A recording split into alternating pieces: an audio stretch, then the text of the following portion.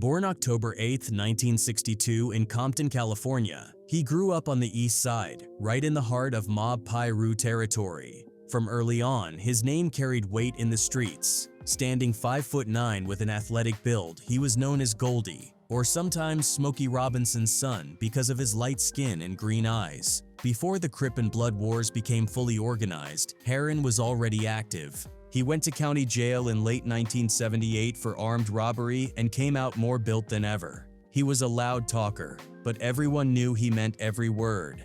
By the 1980s, Heron had built a reputation as a real beast, a man who could knock someone out just as easily as he could pull the trigger. He hustled, robbed, and sold drugs, never scared to get his hands dirty. By the late 80s, word around was that he had already been involved in multiple murders. This was the kind of muscle Suge Knight was looking for when he built Death Row Records. Heron was officially from the Looters Park Piru, but he was so close with the Mob Piru, the main set behind Suge's protection, that both claimed him. When Death Row hit full stride, powered by millions in sales and alleged investment from Kingpin Michael Harry O. Harris, Heron became a vital part of the operation. His official title was security, but that was just paperwork. Those inside the label knew what he really was, the muscle, the guy who handled things when words didn't work. I work. I pay taxes too. You know what I'm saying? That's right. I ain't never had a job before in my life until I started working for Suge. You know, in and out of jail. You know what I'm saying? Did a little bit of everything, you know what I'm saying? Now you know what I'm saying? He made his legend with a dark boast. He called himself Mr. 17, bragging that he had 17 bodies to his name. His method was cold and methodical, catching people off guard and spraying their cars while they were still inside. In one shooting on Looters Boulevard, he got into a car-to-car gunfight with Crips, riddled their ride, and sent it crashing into a pole. Only one man survived. Despite all the violence, Heron had a magnetic personality. He was loyal to his people, loved his family, and had a way with women. Being around Death Row's circle gave him access to stars and fame. He even dated Left Eye from TLC for a while. He was so close to the label that he did a voiceover for Snoop Dogg's film Murder Was the Case and appeared in a skit on the Lady of Rage's album. When Tupac Shakur joined Death Row in 1995, he and Heron clicked instantly. Tupac was fascinated by the gang lifestyle and wanted to blend in with the Mob Piru. Heron became one of his main protectors. Their bond grew stronger after an incident where Tupac was with Heron and ran into some Crips at a store. The Crips pressed Pac, asking where he was from, and Pac stood firm, saying, "Mob Piru." When Heron came out of the store, the Crips saw who it was and ran off immediately.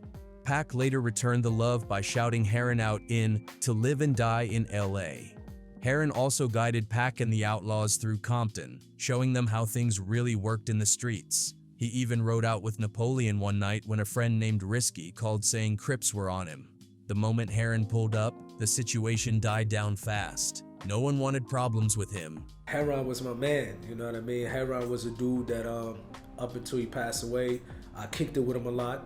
You know, I used to go to Compton a lot with Heron, and he used to call us out. He used to call me Outlaw. Heron was he was crazy though. Heron was crazy, but a good dude. He was also there for the most infamous night in hip-hop history, September 7th, 1996 in Las Vegas. After the Mike Tyson fight, Mob Piru member TREVON Lane spotted Southside Compton Crip Orlando Anderson in the MGM Grand Lobby, the same guy who had stolen his Death Row chain weeks earlier.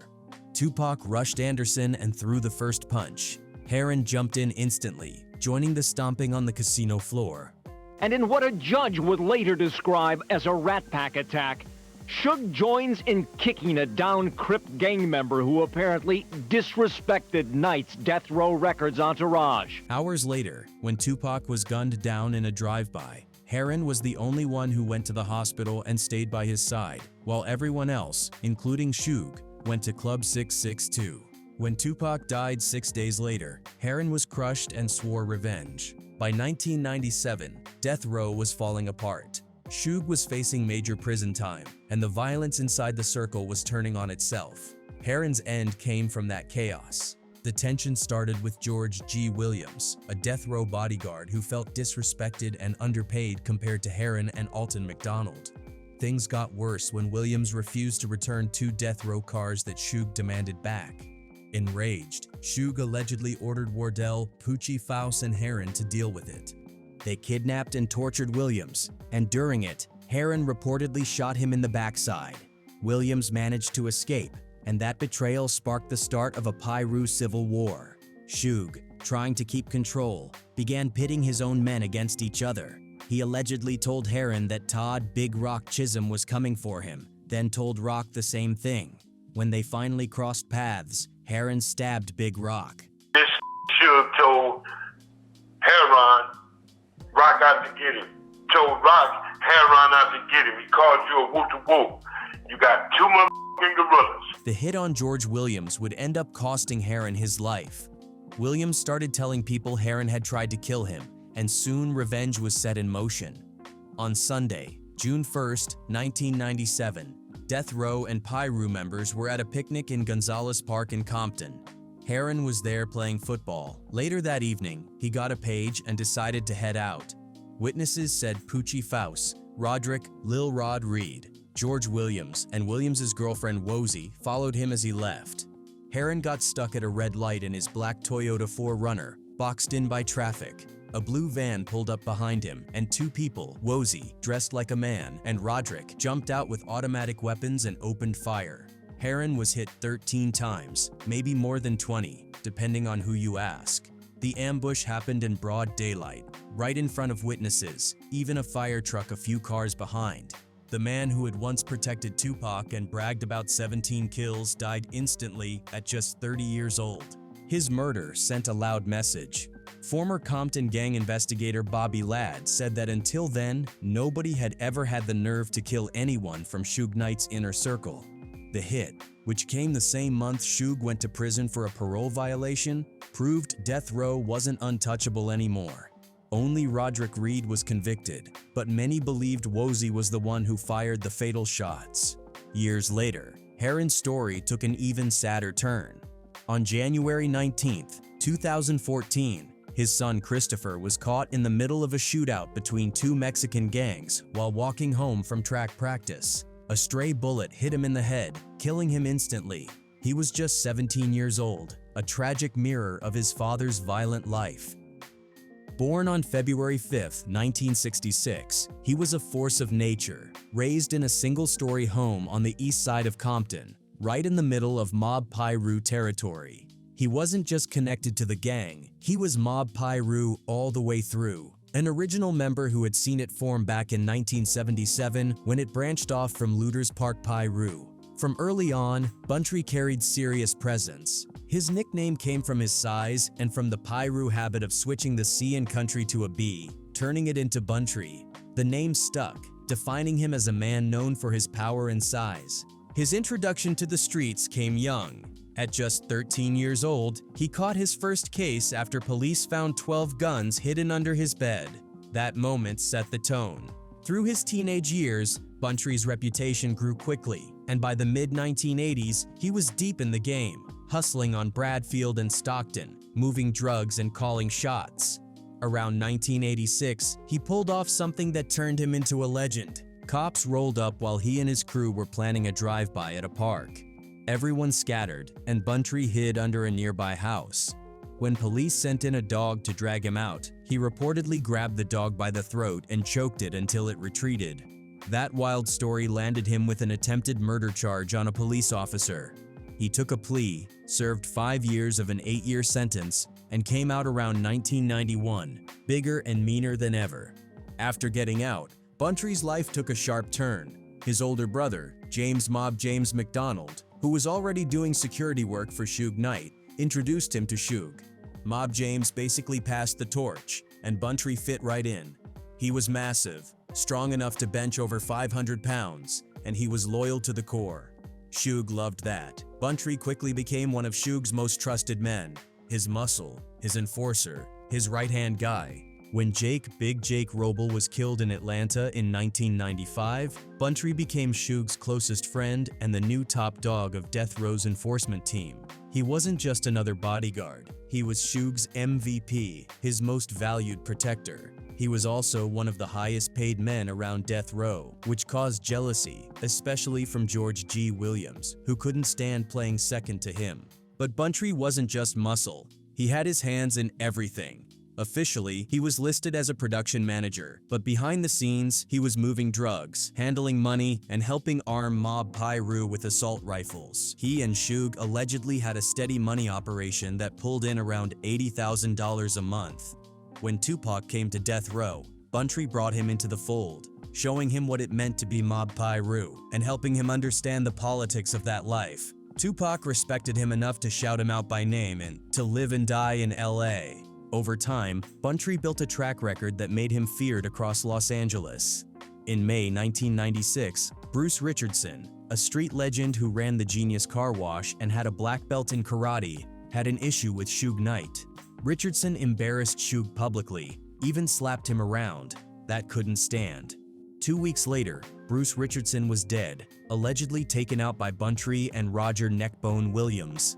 It was pure retaliation, quick and brutal. Then came September 1996, the night of the Mike Tyson fight in Las Vegas. When TREVON Lane spotted Southside Crip Orlando Anderson, Buntry was one of the Mob Piru members who helped beat Anderson down on the MGM Grand Casino floor. Later that night, after Tupac was shot in the drive-by, Buntry didn't fall back. He went after the Cadillac carrying the shooters, firing shots in the chase. His car, registered to Reggie Wright Jr., was hit by bullets, but when Vegas police questioned him about it, he kept his mouth shut and didn't cooperate. That kind of loyalty came with a price. When Suge went to prison, things inside death row started falling apart. Buntry's loyalty to Suge made him a target among his own people. The main problem came from George G. Williams, who was jealous of Buntry's position and pay. When Suge ordered Williams to return 2 death row cars and Williams refused, Suge allegedly sent Buntry and Heron Palmer to take him out. They kidnapped and tortured Williams, and Heron shot him in the backside. But Williams escaped, and from that moment, he wanted revenge, not on Suge, but on the 2 men who'd come for him. The streets started talking again in 2001, when tension between Mob Piru and Fruittown Piru exploded. Williams, now close with Vincent V. Buchanan, a Mob Piru who was tortured and killed, was furious when word spread that Buntry had been watching a videotape of Buchanan's torture at his house. Vincent Buchanan, who was V-Dog, he got killed in Compton, tortured, dropped off, handcuffed. The word is that Buntry was watching the tape at his house with the torture of it going down. To Williams, that was pure disrespect. In response, Williams and Roderick Reed allegedly pulled up to Buntry's house one night, jumped out with AKs, and opened fire on David "Brim Dave" Dudley, who had been watching the tape with Buntry. Brim Dave was killed right there, and his girlfriend lost her arm in the hail of bullets. It was a message to Buntry that he was next. His name is David Brim, in front of Buntry house. That was a message. They followed him over there, killed him, shot his girlfriend. She still don't have an arm. He didn't take the warning seriously, and less than a year later, they came for him. On April 3rd, 2002, around 2:30 in the afternoon, Buntry stopped at a Shell gas station on Rosecrans and Atlantic Avenue in Compton. He paid the attendant and was about to pump gas when a dark pickup truck rolled up. George G. Williams, allegedly the shooter, stepped out and opened fire. Buntry was hit 9 times in the chest and went down instantly. He was rushed to St. Francis Medical Center in Linwood, but it was too late. The scene was chaos. The man Buntry had been with ran off, and police later found several large-caliber shell casings scattered around the pumps. Suge Knight, who was out of prison at the time, drove straight to the hospital that afternoon to see Buntry and comfort the family. For Mob James, it was the worst kind of pain. He blamed himself for introducing his younger brother to that world and admitted it haunted him for years. If I wouldn't have brought my brother to death row,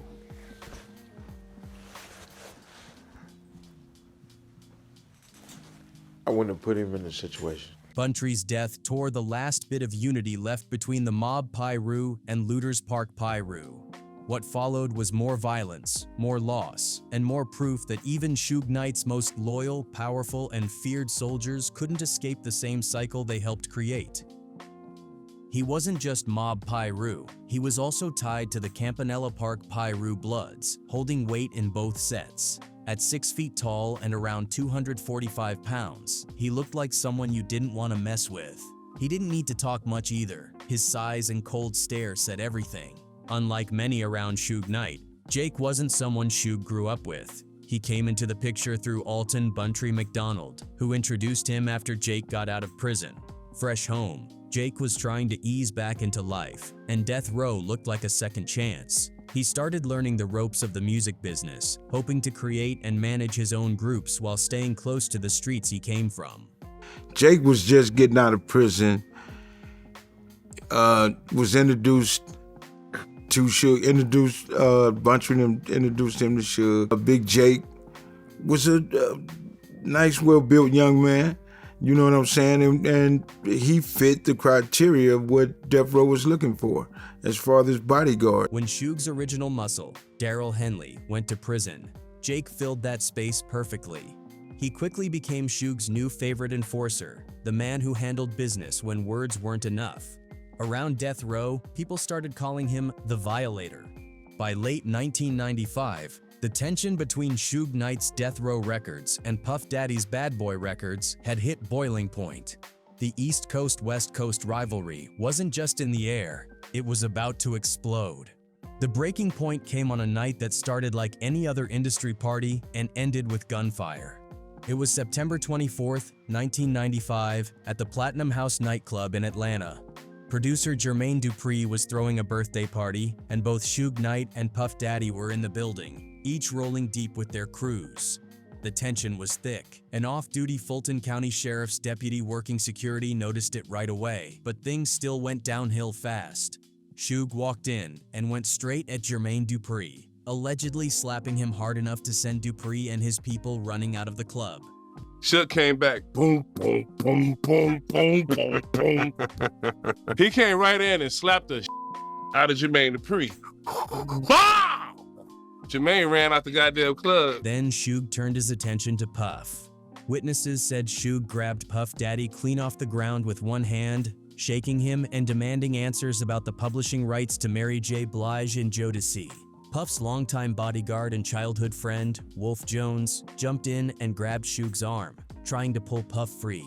Puff was standing right there and he snatched Puff off his feet.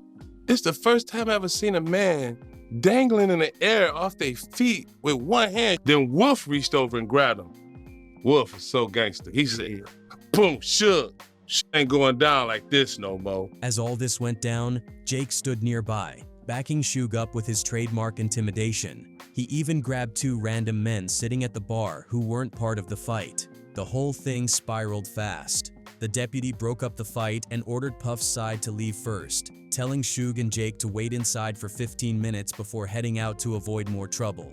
But Suge and Jake didn't wait. 5 minutes later, they stepped outside and started walking toward their limousine. That's when they saw Wolf and his crew approaching again. Everything turned chaotic in seconds. Wolf reached for a gun, and the deputy drew his own weapon, chasing Wolf between parked cars. Then, 3 gunshots rang out. Jake Robles went down, hit in the torso. He was bleeding badly, fatally. Suge immediately blamed Puff. As Puff came over, Suge pointed at Jake lying on the ground and told him, "You had something to do with this." That moment sealed the hatred between both camps. Word spread quickly back in Compton. Jake Robles had been killed by Puffy's people, specifically Wolf and some Crips. Some said Wolf was the shooter. Others claimed it was another man named Jason, who fired in self-defense after Suge and Jake attacked him over a woman named Nicole. No matter the version, the result was the same. Jake was dead, and nothing would be the same afterward. Jake's death changed everything. It turned a music rivalry into a street war. Not long after, Suge and Tupac cornered and brutally beat New York promoter Mark Anthony Bell, yelling, "This is for Jake," while demanding Puff's address and his mother's address. That was the beginning of Death Row's bloodiest era. Losing Jake, their first major enforcer, set off a cycle of revenge and retaliation that wouldn't stop for years. He was a Mob Piru member whose name doesn't come up as often as others, but his story is one of the most important in the entire Death Row saga. Pac even shouted him out on "To Live and Die in LA," naming him among the Mob Piru homies who were part of the Death Row family. Lane wasn't always on the front line like Buntry or Heron. He was more of a behind-the-scenes figure. You'd usually catch him hanging around the artists at the Death Row house in the Valley, chilling with the Outlawz. Around 99 or 2000, he ended up working officially for the label, managing Death Row's street team. Those who knew him described him as a cool, funny guy, the kind of dude who could have everybody laughing. There's even a story about him freestyling for hours straight on a boat trip in Mexico.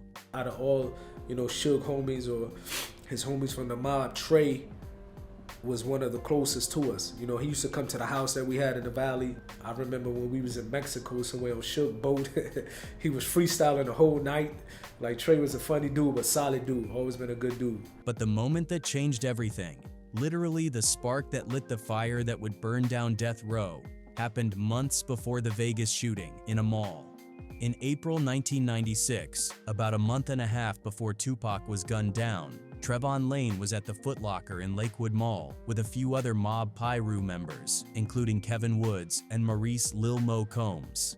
Out of nowhere, a crew of Southside Compton Crips rolled up, about 7 or 8 deep. Among them was Orlando Baby Lane Anderson.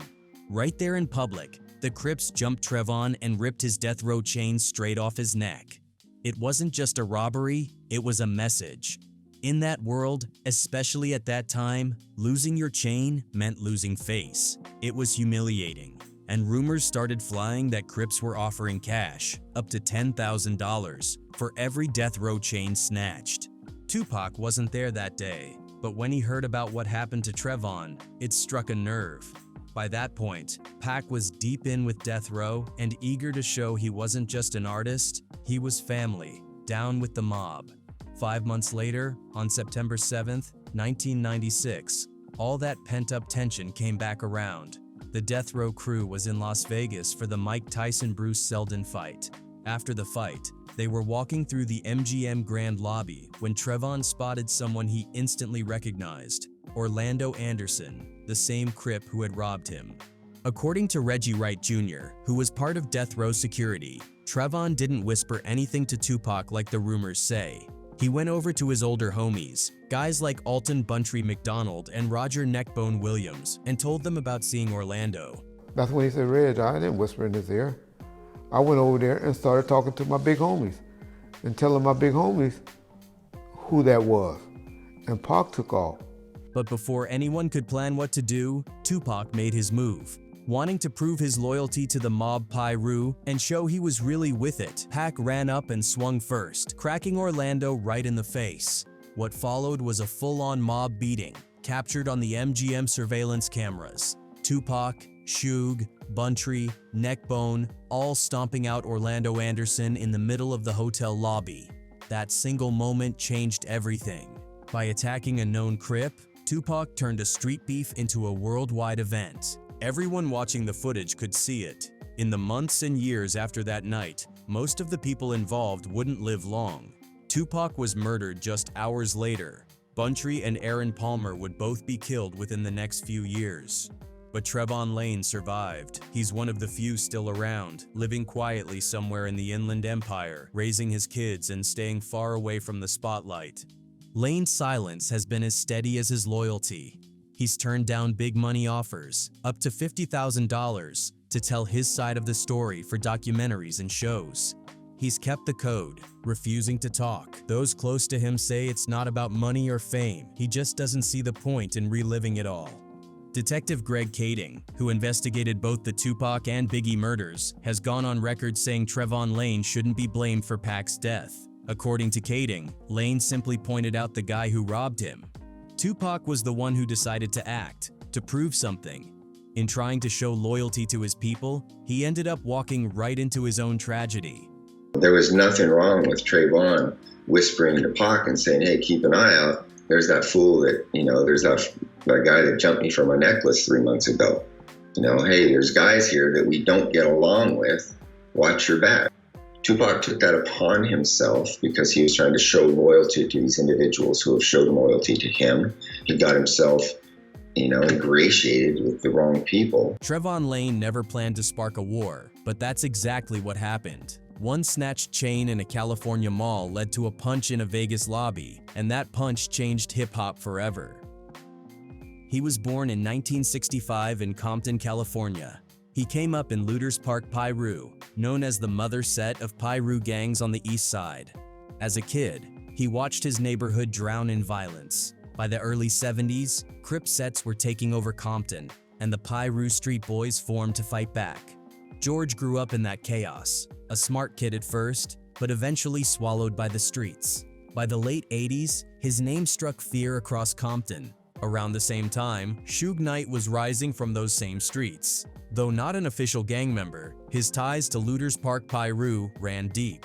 When he built Death Row Records, it wasn't just a label, it was a fortress. The Can-Am studios in Tarzana became his base, guarded by armed bloods who enforced Suge's will. Inside, it was less about music and more about intimidation. Suge's empire needed muscle, and he started assembling a crew of enforcers from Compton's deadliest sets. George Williams was the first man Suge handpicked. He wasn't there for fame or parties, he was there to handle business. Suge trusted him with the dirtiest jobs, from enforcing discipline to carrying out hits.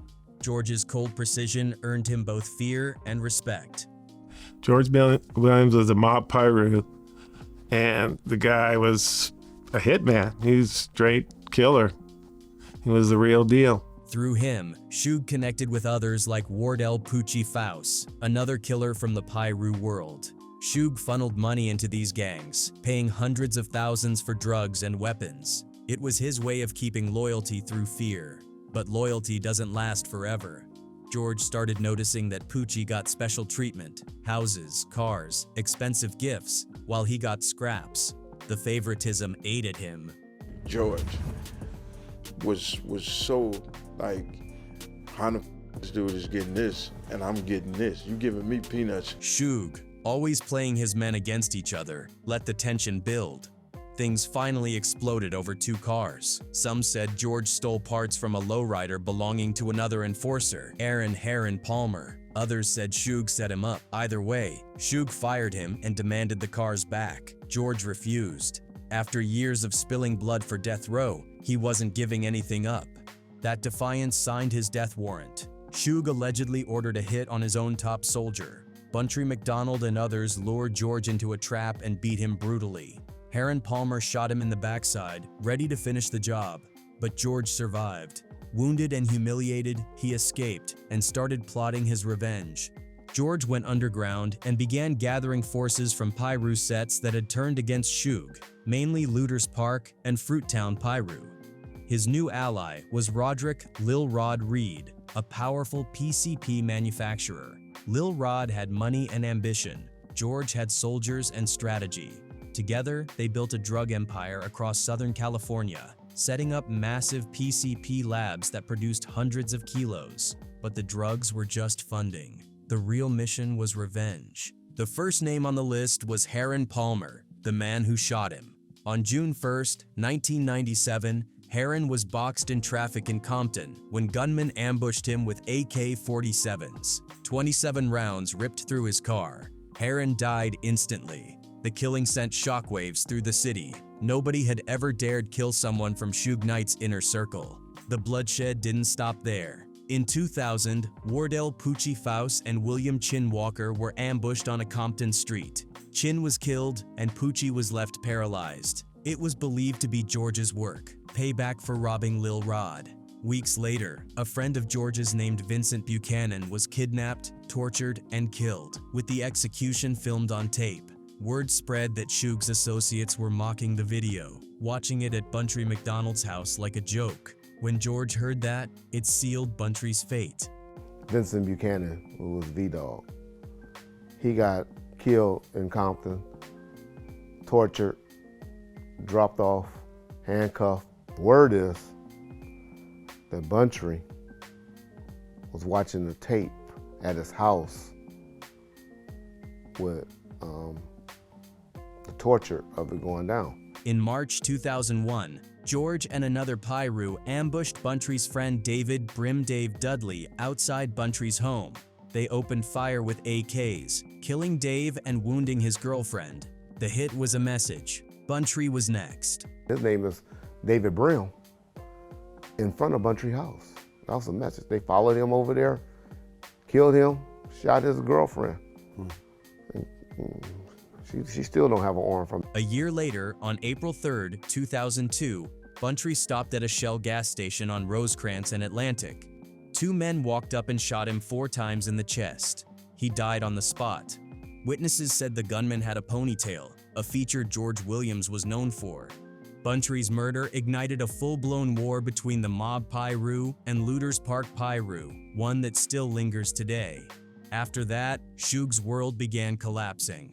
In October 2002, Henry "Hendog" Smith, the designer of Death Row's logo, was gunned down near a South Central chicken stand. Then came the final blow. On July 24, 2003, Poochie Faust was ambushed while riding his motorcycle through Compton and shot 10 times in the back. George Williams and Lil Rod were believed to be behind it. By then, Suge Knight's entire inner circle was gone. The same man he once relied on to enforce his rule had systematically dismantled him from the streets up. George didn't just fight back, he erased everything Suge had built. For years, George operated untouched. Cops knew his name, suspected him in a dozen murders, but he was too disciplined to leave evidence. Compton detectives said he had more Pyru-related kills than anyone alive, yet he never caught a murder case. Eventually, though, the feds came for his drug empire. After 18 months of wiretaps and surveillance, they raided his operation in 2003, seizing 175 kilograms of PCP, dozens of guns, and hundreds of thousands in cash. In 2005, George Williams and Lil Rod were convicted of manufacturing and distributing PCP. Both got life sentences. The war was over, or so everyone thought. 16 years later, in 2021, George Williams walked out of prison. These days, George keeps a low profile, but the fear hasn't faded. Former Death Row security head Reggie Wright Jr. recalled seeing George tailing his car down Compton Boulevard. George thought Reggie was someone else, a Death Row employee he had beef with, and was ready to do what he do, until he realized who it was and backed off. Later, George sent word through a respected Pyru elder, "Tell Reggie to keep my name out his mouth." I thought I was getting away, but he pulled up on me. I ran into a dead end down the alley. And he pulled up, but by that time I was like, oh well, it's about to go down. And he jumped out. He's like, oh, little Rich, I didn't know that was you. Jumped in his car and drove back down the alley. George G. Williams' story is the brutal mirror of Death Row Records itself. Loyalty turned lethal, power fed by paranoia. Suge Knight built an empire on fear, but he betrayed the one man who understood it better than he did. He was never the kind of man who chased fame. He didn't care for cameras, didn't pose for pictures, and definitely didn't crave the spotlight. But everyone who knew him knew one thing. He was the muscle, the physical backbone of Suge Knight's circle. A true mob Pyru through and through, Neckbone stood out for his quiet demeanor and sheer power. Neckbone was strong, solid, quiet brother. He was a big man, towering in size, sometimes even taller than Suge himself. But his rep wasn't built on size alone. It came from something deeper, a kind of raw, natural strength that almost felt unreal. On the streets and within Death Row's tight inner circle, people whispered that while BUNTRY McDonald was Suge's right-hand man in business, Neckbone was his real enforcer. If something needed to be handled physically, Neckbone was the one who stepped in. Even cops had to respect his power. Former Compton police officer Reggie Wright Jr. once shared a story about trying to arrest Neckbone back in 1997 when he was pulled over in Beverly Hills for driving erratically. According to Wright, Neckbone had a pocket full of cocaine on him that day, and when Wright tried to subdue him, the man's strength was almost superhuman. Wright said that even while he was on top of Neckbone applying a chokehold, Neckbone was doing push-ups, literally lifting him off the ground. Wright later called him the strongest man I ever met. I done told y'all me and Neckbone had an altercation where I arrested him before with a pocket full of in his pocket, and the strongest man I ever met ran into on the streets as a cop. Before the violence and the chaos that came with death row, NECKBONE had a lighter side. He was a natural athlete, a solid basketball player with a smooth jumper that Reggie once compared to a Steph Curry shot from the corner.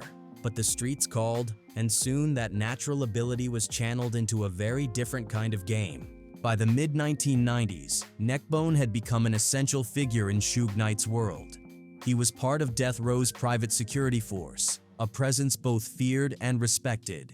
But he wasn't just muscle, he also worked as the manager for the Lady of Rage, one of death row's standout female rappers. Their bond wasn't just professional either. The two had a child together, tying his life to the label even more deeply. He hooked up with Rage during that era. He was doing some management and signed some group. I forget the name of the group, a female group that he had that he found. But behind the music, NECKBONE's name was tied to some of the darkest moments in death row history. In May 1996, after a street fighter named Bruce Richardson humiliated Suge Knight in public by slapping and beating him, revenge came fast. 2 weeks later, Richardson was murdered. Word on the street was that NECKBONE and BUNTRY McDonald were the ones who pulled the trigger. A few months later, in September 1996, NECKBONE was in Las Vegas on the night everything changed. When TREVON Trey Lane spotted Orlando Anderson, the Southside Crip who had robbed him earlier that year, he told his mob Pyru homies. NECKBONE was one of the first to respond. He joined the crew that rushed Anderson inside the MGM Grand, beating him down in the now infamous brawl that was caught on camera. Hours later, Tupac was shot. That night marked the beginning of the end for death row as the world knew it. But while many of his peers ended up dead or locked away, NECKBONE somehow escaped that fate, and it happened by chance. In January 1997, just months after Tupac's murder, he was arrested in Beverly Hills with cocaine and a suspended license. He was scheduled for sentencing later that year, but showed up to court late. The judge, frustrated by his tardiness and aware of his previous armed robbery conviction from 1983, ordered him jailed without bail until his next hearing. That simple twist, being locked up in late 1997, ended up saving his life. As the mob Pyru civil war exploded in Compton, taking out one death row figure after another, NECKBONE was sitting in a cell, away from the bloodshed. Heron Palmer was gunned down in 1997. BUNTRY McDonald and Henry Hogg Smith were murdered in 2002. Many believe NECKBONE would have been next if fate hadn't taken him out of the picture. He walked out of prison to find the world he knew gone, death row in ruins, the streets changed forever. But unlike most of the men who stood beside Suge in those chaotic years, he lived to tell the story. Today, Roger "NECKBONE" Williams is said to be alive and free, somewhere in the Inland Empire, keeping a low profile and raising his kids far from the noise that once surrounded his name. He was the man who designed the iconic Death Row Records logo, the hooded figure strapped into an electric chair. That single image came to define one of the most feared labels in music history. Before the fame, Hendog wasn't even from California. He grew up in Chicago, where his first lessons were in survival, not design. When he moved to California as a teenager, somewhere between 12 and 16, he found himself surrounded by Pyru homies who quickly became his family. He spent most of his early years living among them, eventually becoming tight with James McDonald, who, along with Suge Knight, brought him into the death row circle. Even though the world remembers him for his art, Hendog was, in his own words, a gangster before he was an artist. He was respected not only for his creativity, but for how thorough he was in everything he did. Quiet, focused, and always present when things went down, he blended his Chicago street sense with Compton grit. Hand up, and the mob, 100% solid. He did more than draw. Before the Death Row logo ever existed, he was already tattooing mob Pyru homies coming home from prison, turning skin into his first canvases. His artistry carried a unique blend of styles, his Midwest roots mixed with the Latino influence of Southern California. Early on, he even operated under the watch of Timmy Rue McDonald, another respected mob Pyru. When Death Row began to take shape, Hen Dog's creativity found its perfect outlet. He became the visual voice of the label. The image of a hooded man strapped into an electric chair, his creation was bold, haunting, and unforgettable. It perfectly captured what Death Row represented: danger, power, and defiance. Hen Dog personally oversaw the artwork, making sure it wasn't just slapped together, but crafted with precision. That logo appeared everywhere, on albums, posters, billboards, and, most famously, on the massive gold chains worn by Death Row artists. Each chain became a symbol of status and power, something to be feared, envied, and, in some cases, even killed for. Hen Dog didn't just create an image, he built an identity for an entire era of West Coast hip-hop. He also helped bring other artists into the fold, including Risky, the man behind Tupac's and the Outlawz' album covers. Together, they made Death Row's visuals as iconic as its sound. But being an artist didn't grant immunity in that world. Hen Dog was still Mob Piru, still expected to hold it down when things got real. He wasn't just in the art department, he was also part of the protection squad, the muscle behind the music. On the night of September 7, 1996 in Las Vegas, he rode with the Death Row entourage. When the shots that fatally wounded Tupac rang out, Hen Dog was among the men who chased the white Cadillac believed to be carrying the shooters. He was part of that night's chaos, a first-hand witness to history unraveling in real time. Tupac even immortalized him by name in To Live and Die in LA, shouting out Hen Dog as one of the real ones. He was a gangster before he was an artist. I'm gonna tell you that. Like every time something went down, Hen Dog was around. But as soon as Suge Knight went to prison in 1997, the whole world they'd built started eating itself alive. A violent split tore through the Mob Piru ranks. George G. Williams, once part of the crew, turned on his own, seeking revenge on those he felt had wronged him. Old alliances meant nothing. Respect was replaced with paranoia and bloodshed. Hen Dog's reputation and artistry couldn't protect him from what came next. By late 2002, Mob Piru was at war with itself. BUNTRY McDonald had already been killed earlier that year. Then, on October 16, 2002, it was Hen Dog's turn.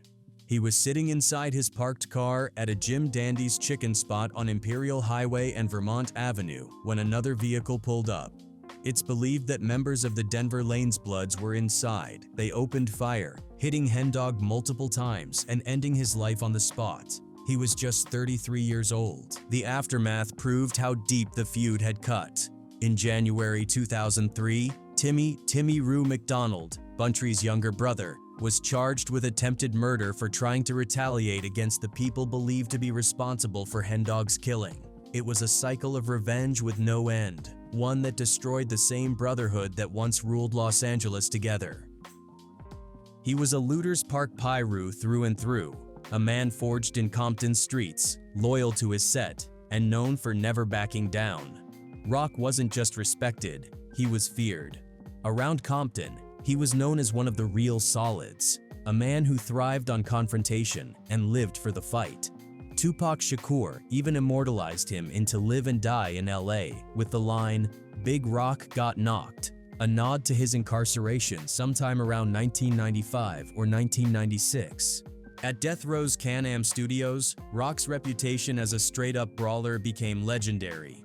One incident in particular painted the perfect picture of who he was. DJ Quick's bodyguard, Donzelli, had been accused of leaking All Eyes on Me before its release, a serious offense in the mid-1990s when bootlegging could cost millions. Suge Knight decided to handle it the Death Row way, with a fade. Donzelli would have to fight one of the homeboys. As Suge looked around the room, the Mob Piru crew stood waiting. Donzelli scanned them, deciding who he thought he could take.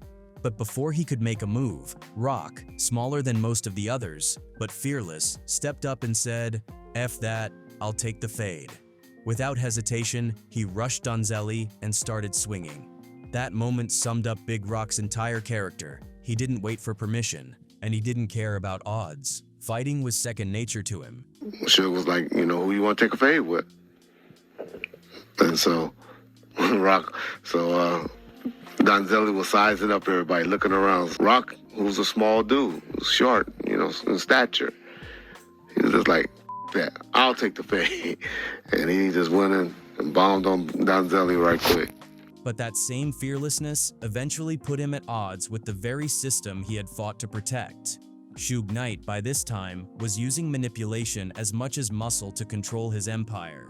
He played his own soldiers against each other, whispering lies to test loyalty and breed paranoia. He reportedly told Heron Palmer that Rock was plotting against him, then told Rock that Heron was looking to take him out. Both men were serious hitters. Heron repped Elm Street but claimed Mob Piru, and Rock was Looters Park. Tension between the Piru factions was already growing, and Suge's mind games pushed it over the edge. When Rock and Heron finally crossed paths, the confrontation turned violent. Heron stabbed Big Rock, almost killing him. This Suge told Heron, Rock out to get him. Told Rock, Heron out to get him. He called you a woo-to-woo. You got two gorillas. Yeah. They ran into each other. Heron stabbed Rock. Yeah. Nigga, you said woo-woo-woo? Still, Rock's most powerful moment didn't come in a fight. It came when he finally stood up to Suge himself. In 1997, when Suge was sentenced to 5 years in prison for the MGM grand parole violation, the label sent out word that all company cars needed to be returned. Every crew member was expected to hand theirs in, no questions asked. But Big Rock wasn't built for obedience anymore. He was still angry, still carrying the sting of betrayal from being pitted against his own homie. So when the order came, he refused. "Ninja, F you," he reportedly said. "I ain't giving up my car. What I'ma do while you in jail?" Instead of returning it, he went downtown, got the pink slip, and sold the car outright.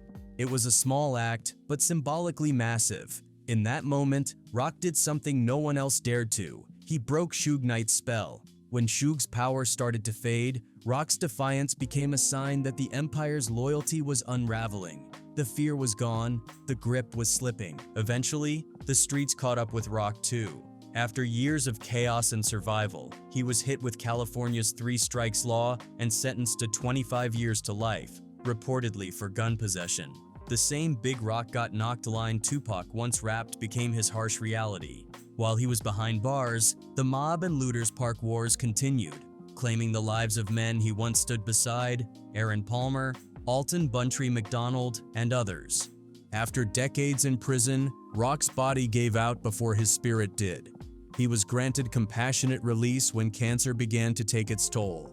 He'd survived gang wars, internal betrayal, and the collapse of one of hip-hop's most dangerous empires. But the disease proved to be his final opponent. He died quietly not long after his release, a man who had seen the full rise and fall of death row records from the inside.